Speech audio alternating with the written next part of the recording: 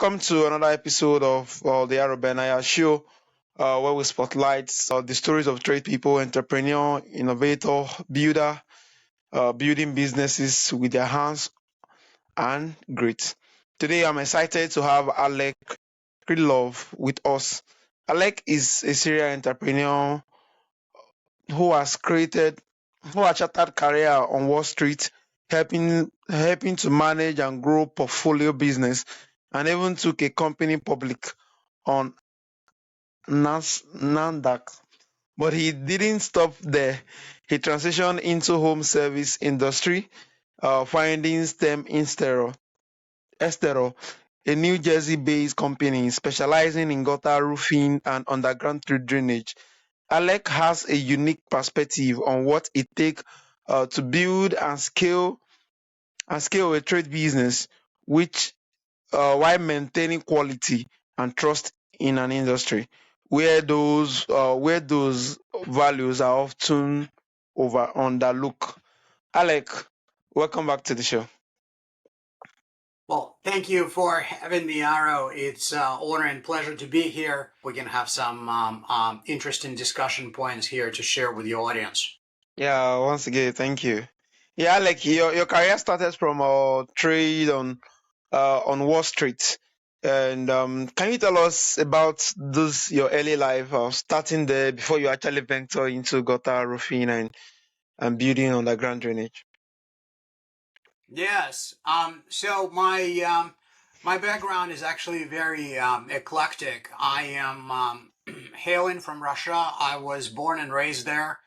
I came to the United States when I was just about 16 years old to attend high school. Then after that, I transitioned to college. And by doing well during the college years, I actually landed a internship at an investment bank that gave me the insight into the way modern venture capital industry raises capital as well as deploys that capital into high growth companies. Um, and that those companies included technology, healthcare, sometimes biotech, sometimes telecom, but also very traditional industries, including home services. After that internship, I continued on the path of working in the investment banking. And my first 3 years after graduating from college, I worked for an investment bank and I continued doing exactly the same thing. I supported senior bankers in raising venture capital, Series B, C, D, and later stage rounds for various high growth firms. I got exposure to some public fundraisings as well. I got exposure to mergers and acquisitions, and through the series of transactions that I participated in, it was closer to 70 over Wow. my 3 year career in investment banking. I kind of viewed the entire cycle of how companies raise capital from early stages, middle stages, and become public through IPOs, but also sell themselves through M&A process, which was very insightful early in my career. I also happened to meet a lot of interesting people who were right in the middle of this world, building their own investment vehicles, and was recruited to join a family office to help support one of those organizations in sourcing opportunities, investing in those opportunities, and ultimately seeking successful exit. So that started my transition to the buy side, and I spent 12 years working for several family offices. And just a quick digression, family office is just a private investment vehicle, most commonly associated with high net worth individual family, hence the name family office. And pretty much the family invests its own capital, but to make this a little bit of an institutionalized and disciplined manner, they create an office around it, an infrastructure to to source opportunities in a disciplined manner, evaluate them, and ultimately drive transaction structure that would make sense for the families. So I did that for several years, and through this family office connection, I got introduced to a company that was in the process of raising capital from another family office, but they also were seeking sort of financial office expertise, which at that point I had developed some because I was advising chief financial officer, chief executive officers of our portfolio companies, but I never sat in the actual CFO chair or executive chair myself. So it was a little bit of a getting my toes wet and, in the executive chair. But when that happened, things sped up quite a bit for my career. The company that we were supporting through their sort of capital formation journey, and at which I was serving as a CFO, was contemplating an acquisition that ultimately would make it public company through a reverse merger transaction, which ultimately a private company would acquire. A private company would acquire a publicly listed organization and absorb it in its own structure, thereby the owners of the private company would become shareholders of a publicly listed entity. So I literally rode the shotgun on putting this transaction together and supported the CEO, supported the board, and we successfully listed that organization with Celus Life Sciences in December of 2017. So that journey led to additional consulting in the CFO capacity role, opportunities, additional other CFO jobs. And I ended up actually putting together a fractional CFO consulting company called Ftera Advisors. And, periodically was working with companies that required very similar skill set, raising capital, going through M&A, doing business development or strategic acquisitions. And then after that, I, through one of these relationships, initially started as a consultant work, but ultimately led to another full-time CFO job that I took another CFO role and spent nearly 3 years, in this position, helping one company out of Los Angeles raise capital, build infrastructure to develop its drugs out of all the places in Puerto Rico, and ultimately was instrumental in helping that company raise some capital from private equity community. A large European private equity company invested in that business. At some point, it got restructured. I was given an opportunity to move to Puerto Rico, which was a little bit challenging with my kids. And I was at that point facing the choice of what to do next. And historically, I had this epiphany, if you will, a few years prior, that when I had one of my gutters at my home was leaking water, even in the middle of the dry summer, there was no rain in sight over the last several days. It would just continue dripping onto my windows, and it was just not driving me bananas. I decided to call a bunch of contractors. I reached out to I think 13 or 14 different ones. 3 scheduled appointments, 2 showed up to those appointments, so there was 1 no-show. And out of those two who showed up, 1 wanted to sell me a roof, and only 1 of them actually took a look at my gutter and gave me a proposal to replace the gutter. It was overpriced, but I think he ultimately would have won that business for me had he actually, literally make a phone call or 2 to follow up on the quote that he gave me. And the quote that he gave me was literally, he wrote it on a sheet of paper from his notepad, handed that over to me, packed his letter, and left.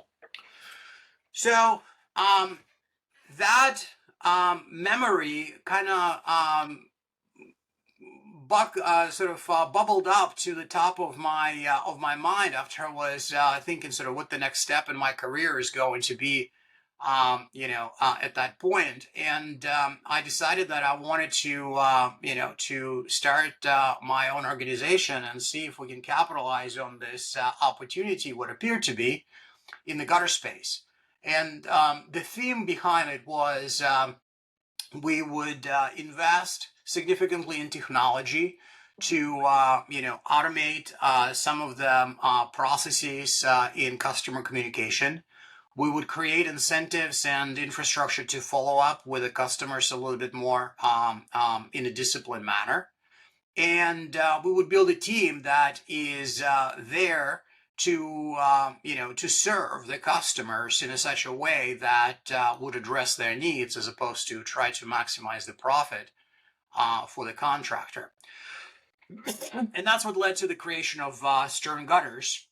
And ultimately, there was a set of values that I wanted to instill in this organization, and we live and operate by them. We call them ICU, COP, and they stand for integrity, communication, community, urgency, radical ownership, as well as professionalism. And all these values we try to embody in our daily interactions with the customers when we come out and see the project to to sell them our services. Ultimately, once the quote is approved, through the process, once we through the process of scheduling, the actual execution on the job, as well as the follow up after that. So that's what Stern is all about. I know I've been talking for a little while here. Yeah. Let me take a pause here and see if I can address any additional questions. Yeah, thank you so much. I think you actually more like telling us about how you start your career was a whole lot of skill sets that was being learned, and owing to those climbing of the ladder and the whole lot of them, I was just wondering that wow, you having to change from there to home service. It was a whole lot of different route entirely. So I actually want to ask more like, how did your previous career, more like in working in investment company, how did it influence your journey, your work ethic and that of your mindset when it comes to home owner service, so that those who are in the blue collar space, who are trade people who are currently doing that, they'll have a glimpse of most of the specific stuff that you actually bring into the business, which actually make you stand out. And yeah. So this is a good question, and ultimately, the value of professionalism that we seek to embody in our presentation and presence to the New Jersey community is what carries through those years of working for the investment banking or working for family offices, because those organizations, they tend to carry a high level of professionalism in Yeah. everything that they do. The documents they prepare, they very look professional. The way they present themselves, they look professional. The way they engage with the customers, that look professional.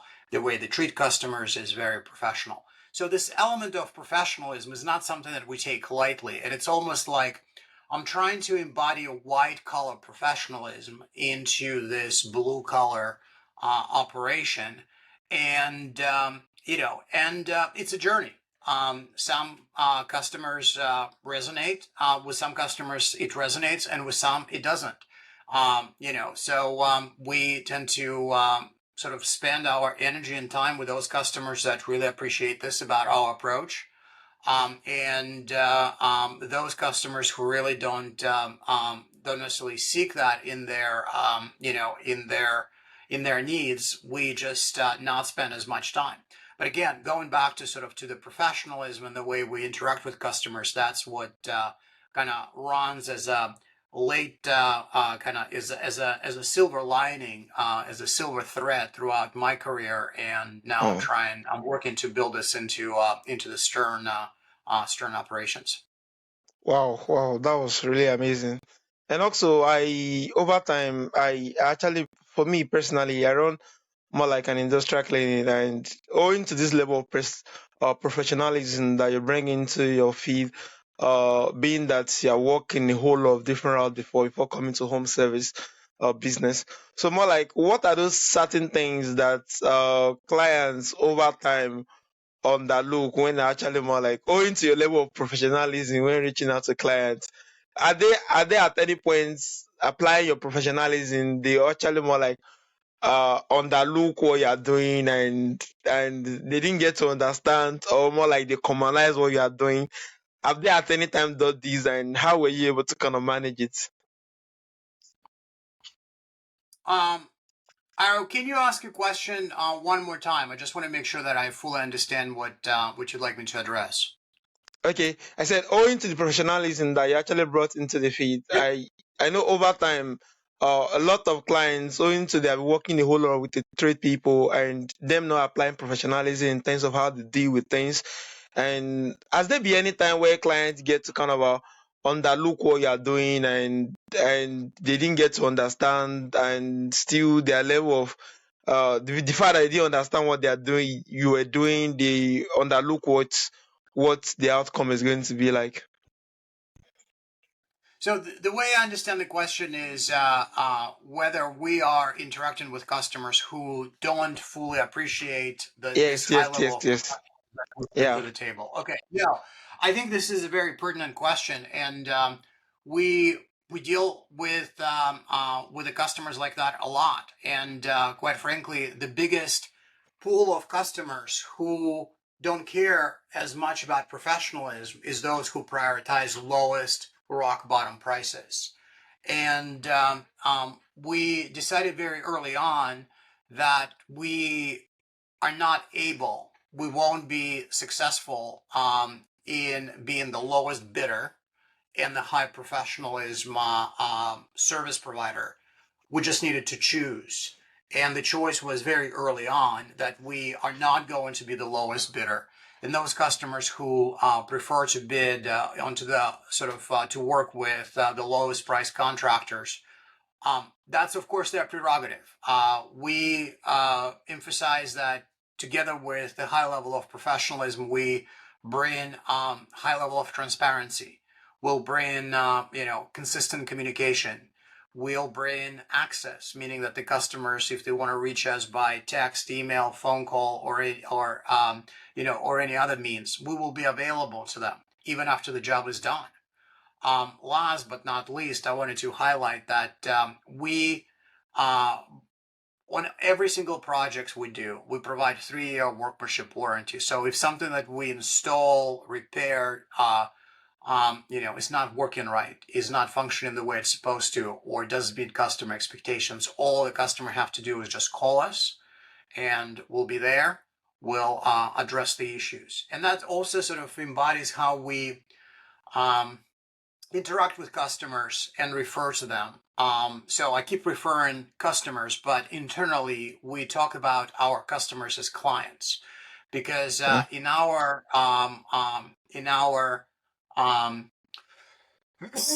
our call it framework of mind is that the work we do for the customer is meant to start the relationship, not to end it. Meaning that we this 3-year workmanship warranty, we hope that the quality of the product that we deliver is going to lead for those customers never having to call us back on that particular issue. But we are there to continue to stand by our work product. And we're also contemplating expanding into adjacent business lines so that once the relationship with the client is established, we can actually drive this value creation for the client through offering additional value add solutions. So yes, we started as a gutter cleaning business, and the gutter repair became sort of a natural evolution of what a gutter company can do. We transitioned to repairs of fascia, soffits, and pretty much the entire roof line Yeah. that hold the gutters. And we started doing roofing projects that started with a repair, and then we did roof replacements projects, and we continue pursuing those customers. And on the opposite side of the sort of the spectrum of services, we also started implementing underground drains, which is something that was asked for by our customers, and we responded to that. So again, this whole notion of starting the relationship as opposed to ending the relationship with the client is absolutely paramount to the value add that Stern brings to the table. And, I don't think this is possible to do if you are in the business of delivering the lowest possible price, because that by itself becomes a transactional experience. You get the job done, you move on. Customer, doesn't remember who you are as a service provider, and you as a service provider also don't come back to the customer to deliver additional work. So for us, this is not something that we want to do. And sometimes, of course, we run into the customers that absolutely prioritize the lowest price. We respect that. We submit our bid. We just be very much upfront. We are rarely the lowest bidder, and we, respectfully bow out of, the competitive process if we are way too high for the customers to continue to engage with us. But ultimately, I also want to say that, very often our prices are fairly competitive. There are more expensive competitors in the marketplace here in New Jersey, but also some customers come to appreciate the fact that, 3-year workmanship warranty, ability to reach us is worth perhaps a little premium that we're seeking to charge in our prices. And, having the ability to kind of to reach me or some of our professionals within our office and ask questions is worth worth the penny and the peace of mind. One last thing I wanted to mention regarding the sort of the level of professional is that, again, we bring to some of the services we provide, like for example, gutter cleaning.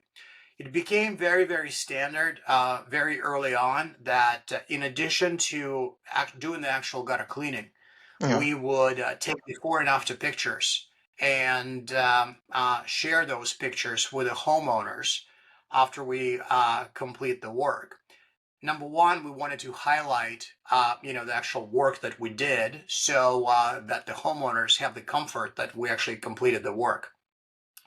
But also we share in that picture report a bunch of pointers and points of advice on how to manage their gutters going forward after the cleaning is complete, especially around extreme weather events, whether it is thunderstorms, windstorms, snow, ice, etc.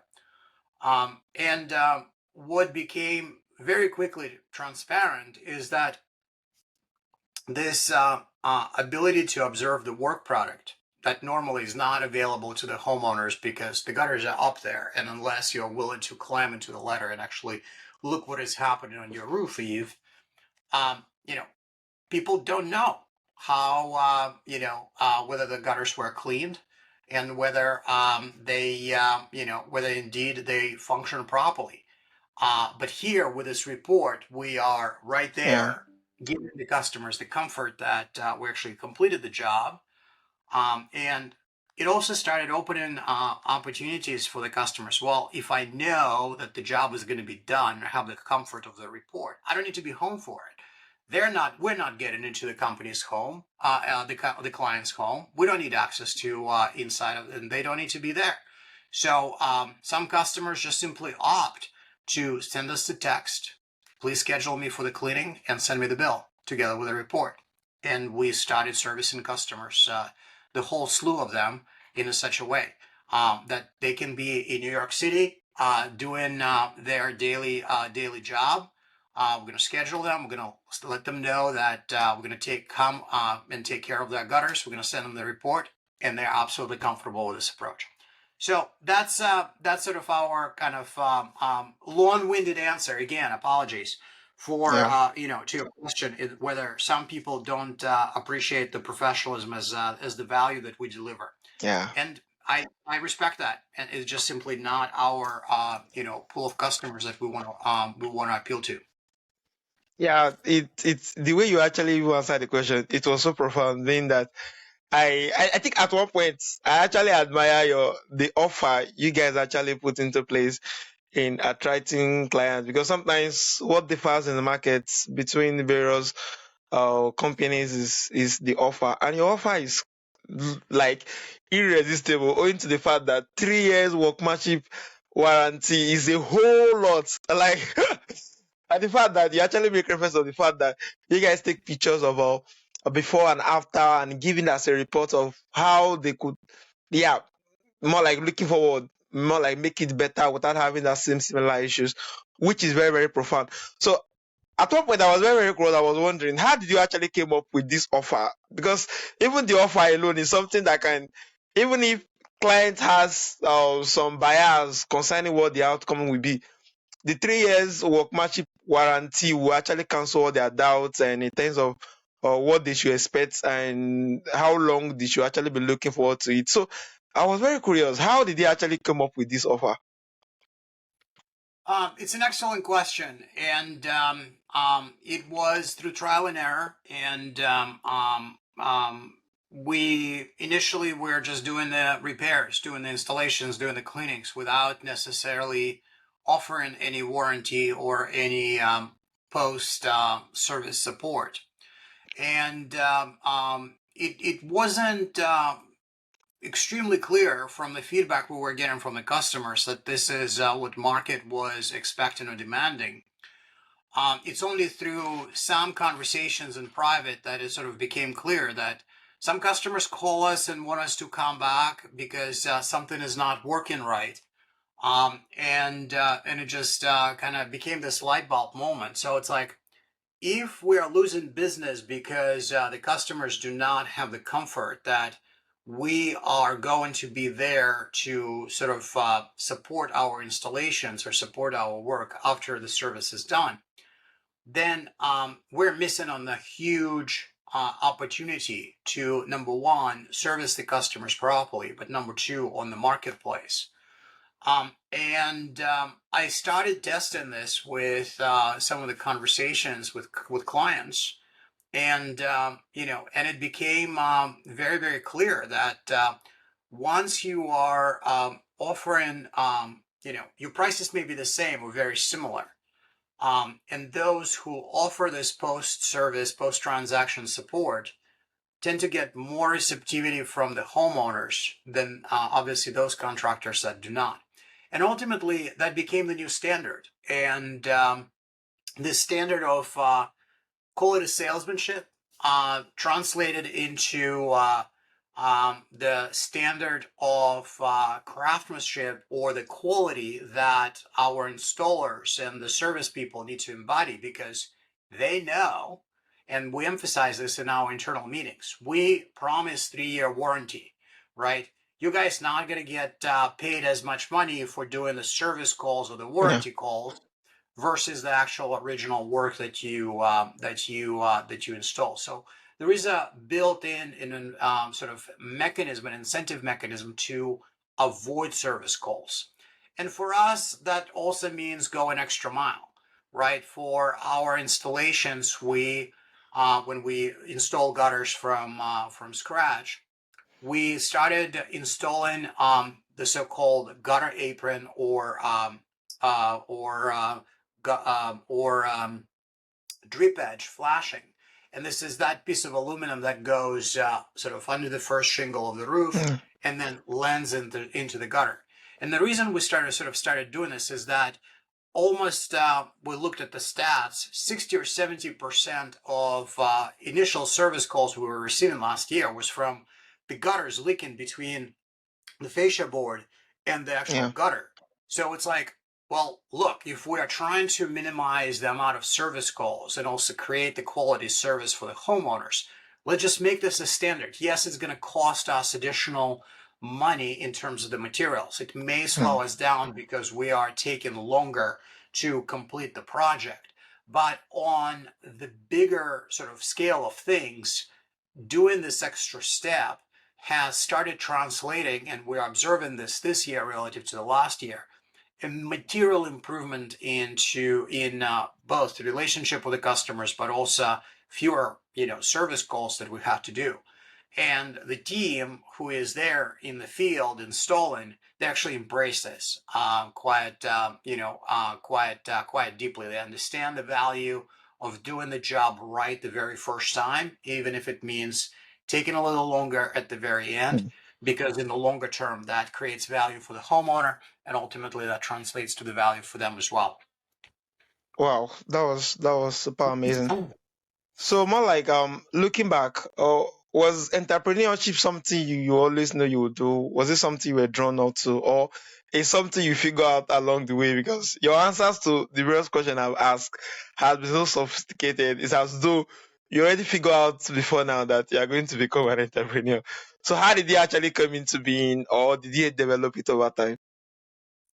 Um, from the very early age, being well, probably not a small kid, but a teenager, I always had a romanticized notion of being a businessman, being an entrepreneur, being a founder, and business builder. My mom is an entrepreneur. Um, when I was in my teens, I used to intern with the company that she co-founded and ran for a number of years. And I was involved in sales, some business development, kind of always pursuing opportunities to create value for certain segments of the marketplace.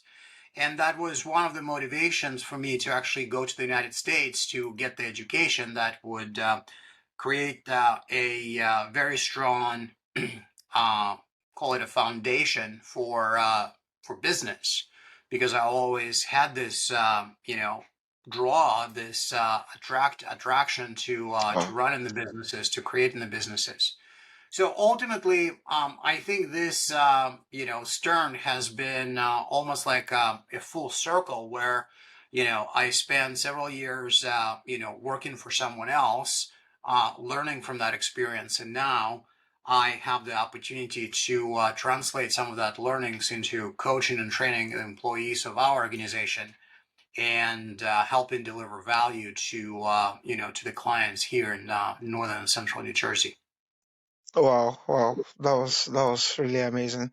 So more like what surprised you most about running a trade business, or compared to your previous career, more like when you came into running STEM and you're having to work with homeowners. The most challenging aspect, most surprising also, is how much the business is reliant on human capital. It's amazing that of course, there are businesses out there that rely zero on people, but not in our case. Yeah. We take very great care in screening and recruiting the right personnel. We be very upfront, like, look, we have these values. We approach everything with integrity. We say what we do. We are transparent in our communication. We approach everything with a sense of urgency. We're going to get stuff done sooner rather than later.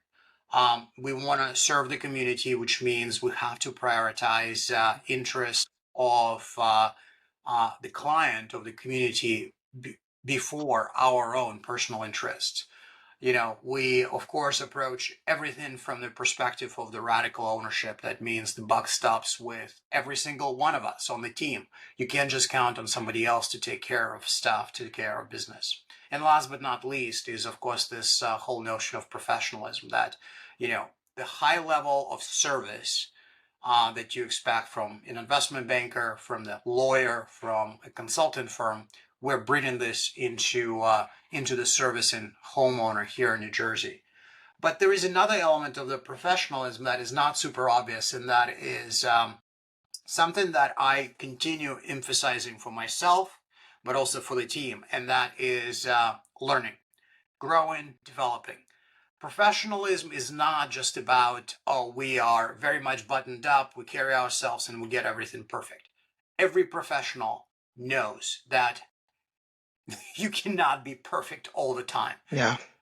I make mistakes. Our team make mistakes. We are not pretending that we're not making mistakes, but we own those mistakes. We learn from them. We work towards minimizing those mistakes, and we're being very upfront about it. It's like if we, if we screw up, we want to learn from it so that we don't continue making the mistakes. And we're trying to be better every day. We're not perfect, but we're certainly trying to be better. That's sort of the level of professionalism. And again, going back to the questions that you asked, we are very blunt with with the recruits who are coming in the interview with the company, and we say this is what we do, this is our values. And if you do not think that you can be compliant or can be relating to these values, this is not the right place. And yes, we lose some people in the recruiting process because of that. And I think ultimately this is a good thing, because those who stay, those who continue interviewing with us, they're going to resonate. We're going to kind of carry these values in their communication with the homeowners, and it's only going to make our organization, I think, stronger. So the short answer is people is both sort of a very challenging element, but also the most rewarding aspect Yeah. of running the business. And I have to remind myself this every day. Yeah, yeah. Thank you so much. Like, I think it's the way you actually even give us to it just speak volume, because me hearing from you that it's actually more like a line of business that is heavily dependent on human capital compared to other kind of businesses, which majorly technology can be the one spearheading most of the stuff being done. So more like looking at the future, do you think technology is going to take a whole lot of jobs in respect of homeowner service and a whole lot of other jobs? Is it something you think technology will take over with time? And if it's going to be something technology take over, how long are you looking at it? Um, in the long term, we're all dead. I think it was economist John Milton who said that. Yeah. So in the long term, yes, technology is going to take over, but between now and then, we're going to have to figure out how to make this business work without the computers. But that doesn't mean that in the interim we should not be relying and utilizing the technology to make ourselves better and to make the sort of the service that we deliver to the community more efficient, and better in quality, as well as the experience for the homeowners much better. And we rely on modern communication means to stay in touch, to engage with homeowners, to respond to their questions. We also rely on reminders to kind of send the people a refresher of what it actually that their appointments is coming and what they actually need to do in servicing their exterior siding, roofing, gutters, underground drains. The irony of the home ownership is that life happens, and while some homeowners are very attentive to every servicing requirements that their dwelling requires or needs. A lot of people are too busy with life, busy with their careers, busy with their kids. They just simply forget to clean the gutters. And you do so 2 or 3 seasons in a row. And then you have rot under your roof or water in your basement creating mold. So one of the simplest elements that we're trying to rely technology to solve for is just basic reminders. It's like, hey, look, it's been 3 months since you cleaned the gutters. We just finished going through a very intense tree pollination season here in New Jersey. The likelihood is your gutters are filled with leaves, debris, acorns, and other pollination stuff that that is not making your gutters work properly. It's time for you to to clean the gutters. So that's the kind of approach. So some basic stuff like reminders can be a huge value add to the customers in managing the risk and managing associated with an asset. But also it enables us to get in touch with the customers, and help them address the need that will help them create will create value or preserve the value around their property. But I think we're a long way away for the robots climbing the ladders and the cleaning the gutters, instead of us, or installing the gutters instead of us. I think, um, you know, um, I don't even want to put the number how many years away from that, but Yeah. I don't think it's or even two until that happens. But then again, in the long term, we're all dead, so it may not matter. Yeah, yeah. Thank you for that. And also, over the course of this discussion, I've discovered that structure of your business have save you a whole lot of things when it comes to hiring some crew. So when it comes to recruiting and hiring, which actually speak volume. That service business structure actually speak volume. If you get structure right, it's easier for you to actually maintain quality and everything you want to do in respect of your client. So I actually want to ask this. If I think from what you actually said, your journey started from you being frustrated as an house owner owing to a particular those gutter service you actually invited to come fix your gutter, and still they weren't able to kind of give you. I think the only one that actually more like give an estimate, they didn't follow up, and that was how you started out. So I actually want to ask more like, what was your earliest challenge starting STEM, and also how did you actually get started? Owing to when you be frustrated from your previous career, getting to start, let's say from the day one of it, what was the biggest challenge? Um, the biggest challenge was and still remains getting the right people in the door or in the bus, as I call proverbially. Because let's face it, I'm not an installer. I do not know how to Oh, install gutters, and I was relying on somebody else's technical expertise to launch the business. But it was very clear to me that the technical expertise is not necessarily the critical element because I can hire the skills. It's how we align together and how we approach servicing the customers. That's what's going to define Stern, as opposed to ability to just cut the gutters, install the gutters. Finding the first employees was a challenge, and I'm sorry to say that that person didn't last because of kind of call this non-alignment around the values that yeah, I was having the vision that this organization must have. As much as challenging as it was to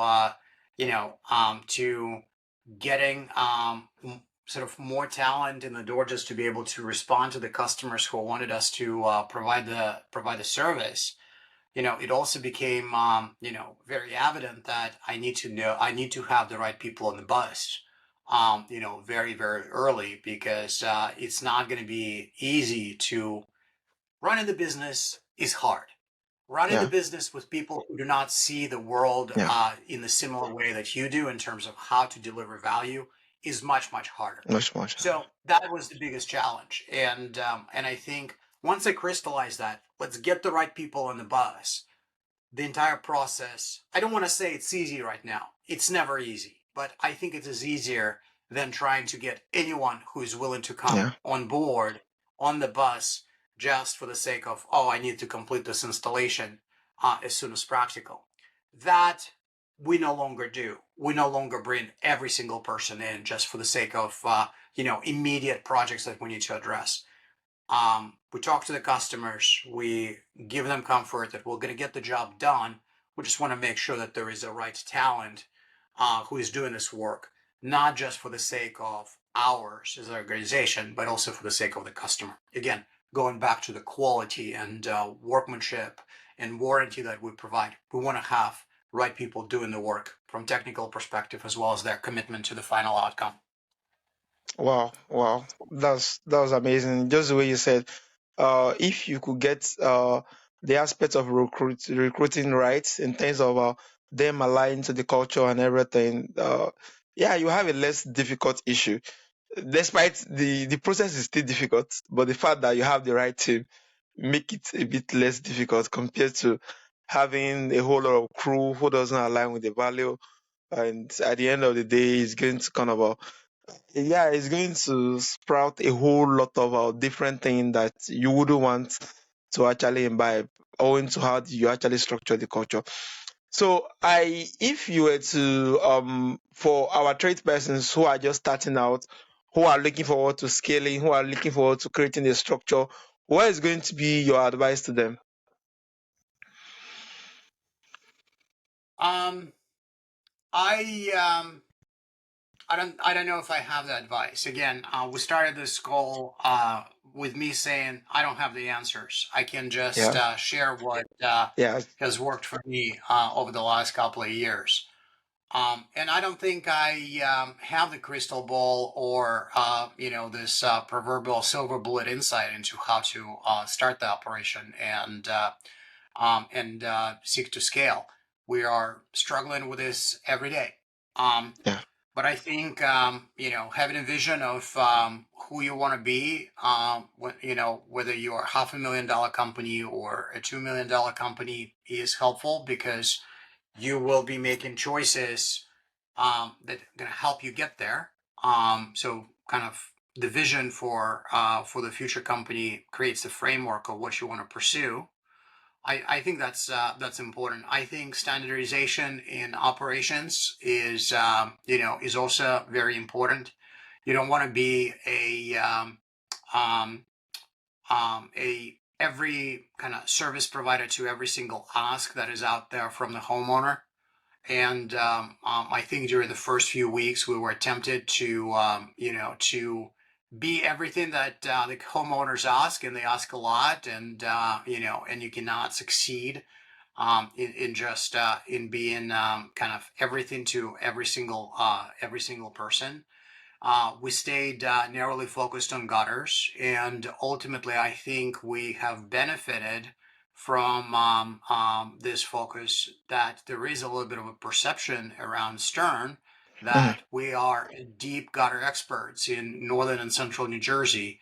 If there is a problem with the gutters, people reach out to us. They don't reach out to, well, they may be reaching out, of course, to other contractors, but they value our opinion. I believe, at least that's what I'm observing in conversations with homeowners. Um, so that's that. Just staying sort of focused on sort of on the vision. That's kind of important. And then I want to go back to the values. I think they were very very helpful to me in trying to identify who I want to be working with and who I want to have on the bus on the team. So thinking through what this organization stands for is also something that is important. And perhaps if you define this early in the journey in scaling and starting the business or launching, growing the business, maybe a little bit easier. So that's kind of the short of it. I probably being a little redundant, but I'd say try to capitalize as much as you can on technologies. Right. There are a lot of opportunities to bring excellent talent from all over the world, and most of our personnel is obviously based in New Jersey, but we do rely on some outsourced service providers, whether it's the bookkeeping or some other completely outsourced service providers from overseas to make it more cost efficient, but also take advantage of the time zones. So I think technology element that was not there 20 years ago is creating a lot of interesting opportunities for the entrepreneurs in the home servicing space, and I think people should take advantage of that because Yeah. it certainly will help solar businessmen and service providers do more, be more accessible, create more value for the homeowners, for the client. So that's important.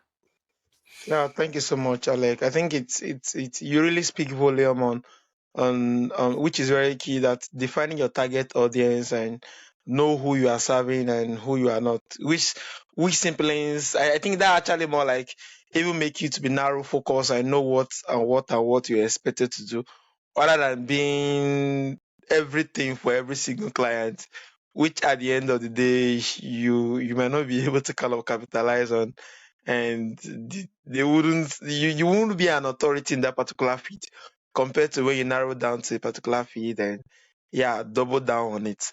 Yeah, thank you so much, Alec. So more like which particular opportunity are you seeing in home service business that you think that you feel is yet on tap, especially for those my trade persons who have not yet get started, who are still looking forward to untap feed or feed that is still on the, will I say on the engage yet? So is there any of those opportunities you actually see that you feel they could actually tap in for those who are listening to the show? Well, we see opportunities, and we are trying to be strategic in pursuing some of these opportunities already. This may sound a little bit of a, dilution of our focus on gutters, but we made the decision to tactically, well, and strategically too, quite frankly, to start providing services in roofing and start providing servicing in underground drains, because a lot of customers that are experiencing gutter issues are also very much experiencing issues with their roofs, as well as the gutters when they dump the water right by their foundation. It feels like we're not completing a full cycle, full service, if we don't have this solution available to the homeowners to take the water away from the foundation through the underground drains. So that was a choice to start offering this capability, and we sped up into offering the underground drain installations and repairs much quicker than we did with the roofs. And it's it's natural. Roof is a very complicated, much more regulated Yeah, space in the United States. It's driven very much by code. We are competing against much larger operators and contractors, um, but I believe both of these elements are yeah, adding a lot of value to our clients, and that's why we are making the consistent effort to actually be in this space and help our clients address some of those needs. So that's kind of where we are. We're trying to stay focused, but at the same yeah, time, we're mindful of the tangential opportunities and, more importantly, needs that our clients have that we can help create value and exactly. address those problems. And it's not unusual for for a client. As a matter of fact, we had this story just recently. Um, Almost like in the matter of 2 weeks, very similar phone calls with the homeowners, where a son calls on behalf of their mom who lives alone. They would like to do gutters. We do the gutters. They call back and say, "Now you did a terrific job with the gutters. Help us repair the roofs." And it was literally the two stories almost repeated themselves in a Oh matter wow. of over a few weeks. So, there is an element of trust that we are hoping and we are aiming to build with the homeowners. And if we can help them solve the next issue that they're having with their exteriors, we're there to help. Wow, wow. Thank you so much. Thank you so much for that. I think it's very, very key. The fact that owing to your offer and that you actually offer your clients, the trust is now becoming more. And owing to that, you could now tap into this opportunity of fixing their roof and doing a whole lot of bigger job in a larger scale, which speak volume to once you are doing your job right and your client can trust you, there are a whole lot of other opportunities that can actually sprung out from that particular relationship. So I like it's good to have you on the show. Tell us more about yourself and how our audience can reach out to you to do business with you and to make inquiry about what you do and a whole lot of other stuff. Folks can find us at sternguttersnj.com. We are also building a new website that is already live, but we are adding more resources to it. That's called sternroofingnj.com. And as the name implies, we are very much centric to northern and central New Jersey. We are on Facebook. We are on Instagram. Folks can find us through this means, but we are also obviously available through texts and emails. Our number that accepts SMS text messages is +1 973-298-0767. So 973-298-0767. And, folks can reach me at Aleks at sterngutters.com. If any of your listeners would like to have a conversation about launching, starting a business, or perhaps, have some inquiries in terms of specific to gutters, I'm happy to jump on a call and have a conversation and share some of the insights that I have cultivated over the years. Yeah, thank you so much, Alec. I think with this information you give, I'm going to add your number, your emails, and your websites. I'm going to add everything into the video description on Spotify and that on YouTube so that they could easily reach out to you to do business with you. Once again, it has really been a lovely moment with you. I think I actually admire the structure of your business and your irresistible offer that cannot be ignored. Yeah, which is I think it's the first time for me hearing more like a service business, home service business, offering 3 years warranty, which is really, really profound. It's really a lovely offer, and I must say it's very great. It's a lovely having this uh, uh conversation with you and so our audience who actually enjoy this particular episodes. I want you to just stay glued to the show and keep showing up, keep building what you are building, keep showing up, and see you in the next show. Well, thank you, Aro, Yeah. for having me.